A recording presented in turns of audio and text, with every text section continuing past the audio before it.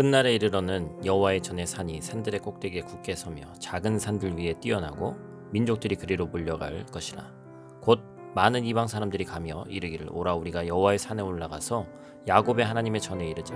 그가 그의 도를 가지고 우리에게 가르치실 것이니라. 우리가 그의 길로 행하리라 하리니 이는 율법이 시온에서부터 나올 것이요 여호와의 말씀이 예루살렘에서부터 나올 것임이라.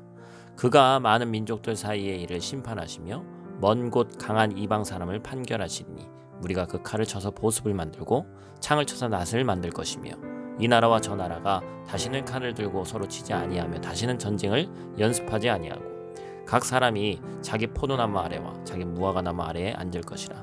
그들을 두렵게 할 자가 없으리니 이는 만군의 여호와의 입이 이같이 말씀하셨습니다. 아멘. 샬롬. 오늘도 하나님의 말씀으로 하루를 시작하신 여러분들에게 하나님의 은혜와 평강이 충만하게 넘치시기를 간절히 축복합니다. 오늘 본문의 말씀은 이젠 심판 뒤에 올 어떤 회복에 관한 말씀이죠.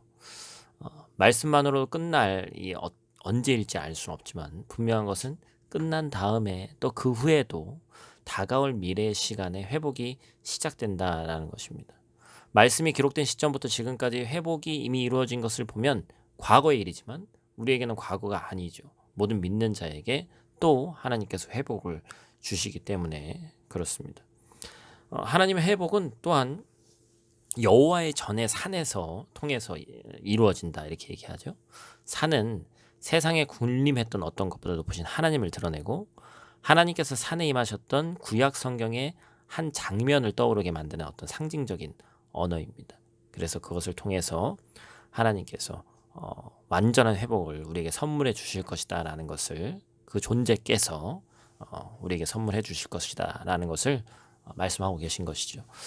보통 약속이라는 것은 강자에게 유리하죠. 강자는 약속을 토대로 약자를 수용하고 약자는 강자에게 유익이 될 만한 것들을 제공하는 겁니다. 근데 본문에서는 하나님께서 우리에게 회복을 약속해 주시죠.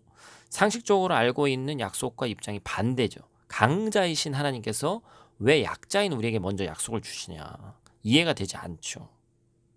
우리가 하나님께 잘못했으니까 응당 우리가 하나님께로 돌이키겠습니다 라고 약속을 해야 되는데 하나님께서 자발적으로 약속을 먼저 하셔서 자기 백성을 향한 하나님의 사랑을 드러내십니다. 회복하시겠다라는 하나님의 약속을 신뢰하는 자에게는 기대와 기쁨이 있죠. 회복의 기쁨을 모르는 사람은 율법과 말씀이 정해주는 규칙에 대해서 난감함을 표현합니다. 자신의 삶을 바꾸려고 하지를 않죠. 그리고 내가 원하는 것을 얻지 못했다는 실망감을 도리어 느낍니다. 하나님의 판결이 시작되며 사실은 그것이 진정한 평화가 오는 것인데 받아들이지 않는 자들은 그것을 느끼지 못하는 것이죠. 전쟁 무기인 칼과 창을 쳐서 농기구 보수과 낫을 만들 정도로 전쟁에 대한 걱정이 하나님을 의지하며 하나님의 회복의 약속을 믿을 때 그렇게 변하며 시작된다라는 것입니다. 혹시 하나님께서 행하시는 회복이 추상적으로 아마도 느껴지시는 분들이 있을 거예요. 도대체 뭘 회복시키시냐. 뜬구름 잡는 소리 같기도 하고 당장 나에게 어떤 좋은 일이 피부로 와닿는 일이 없을 수 있기 때문에 막연합니다. 하나님은 그런데 백성들의 환경을 새롭게 바꾸시지 않습니다. 지금 있는 그곳을 새롭게 하시고 거룩하게 만드시는 것이죠. 그렇기 때문에 당장 바뀌지 않은 현실을 마주하면서 낙심할 필요가 전혀 없습니다. 지금 내가 있는 이곳에 하나님의 임재가 있고 하나님의 통치가 시작되고 하나님의 회복이 이루어진다는 사실을 꼭 기억하시기를 축복합니다.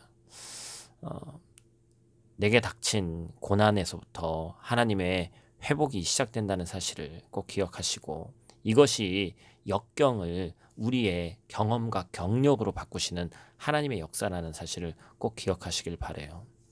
오늘 4절까지 읽었는데 하나님께서 우리에게 약속하신 회복의 시작 5절 말씀 제가 또 한번 읽어드리도록 하겠습니다. 만민이 각각 자기의 신의 이름을 의지하여 행하되 오직 우리는 우리 하나님 여호와의 이름을 의지하여 영원히 행하리로다.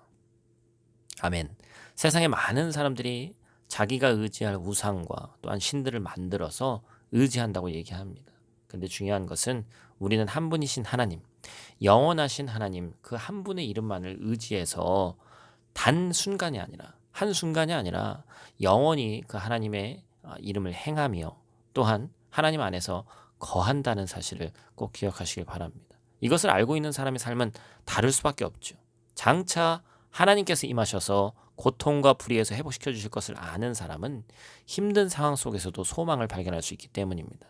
오늘 하루 맞이할 수도 있는 고난과 어떤 자책의 순간에 이 약속의 말씀, 회복의 말씀을 꼭 기억하시기를 바랍니다. 그리고 모든 성도가 우리 하나님의 여호와의 이름을 의지함으로 낙심과 두려움에서 자유하게 되기를 주님의 이름으로 축복합니다. 기도하겠습니다. 하나님 안에서 하나님의 울타리 안에서 참 평안을 느낄 수 있음을 고백합니다.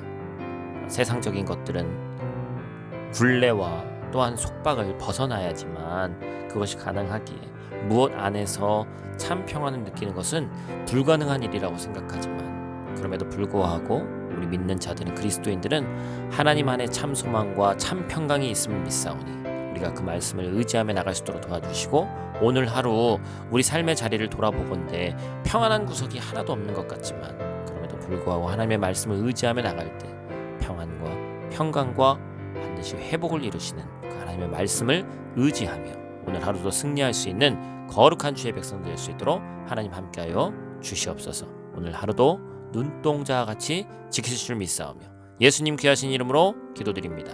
아멘.